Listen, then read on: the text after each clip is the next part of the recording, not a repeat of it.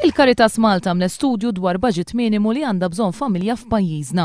Il-kalkolu sar fuq basket li jiġbor fih l-aktar 8 affarijiet essenzjali għal-ħajja li huma l-ikel, il-ħwejjeġ, l-iġġene personali, apparat domestiku, edukazzjoni, divertiment bażiku, trasport, manutenzjoni tad-dar u flus biex wieħed ikollu saqaf fuq rasu.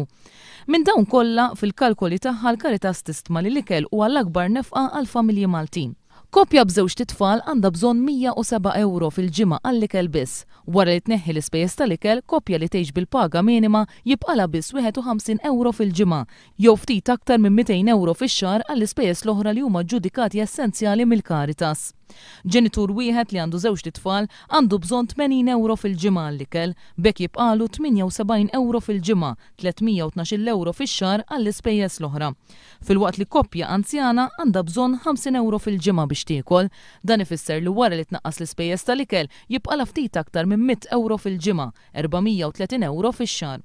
Dr. Susan Piscopo, lecturer ta' nutrizzjoni fl-Università ta' Malta, tajt li l-menu ta' ġimgħa li fuq kienu kkalkulati dawn l-ispejjeż jikkonsisti fi 3 ikliet u 2 snacks ta' kuljum. Skont dak li hu rakkomandat mill-Laqda Dinjija tas-Saħħa u mid-Direttorat Nazzjonali tal-Protezzjoni tas-Saħħa. Dr. Piscopo tgħid li f'pajjiżna għataw nies li ma jixtrux ikel nutrittiv minħabba nuqqas ta' flus f'idejn. Jista' jkun li jkollok ċerta segment ta' nies li forsi l-inkam tagħhom huwa baxx li jħossuha diffiċli biex jieklu ċerta ikel li ħajjejnhom biex jibqgħu b'saħħithom. Monsignor Viktor Grek, id-direttur tal-Caritas, semma każijiet fejn il-ġenituri ma jibatux it-tfal l-iskola għax ma jkollhomx biex ituhom lunch ta' kuljum. Jista' uġiri jsibna nies li jsibu diffikultà kultant anke li jfallu t-tfal l-iskola. Anki għaliex jisibuħat bitqila, se jista' jkun hemm diversi raġunijiet li jippreparaw l-lunch biex joħduh magħhom l-iskola.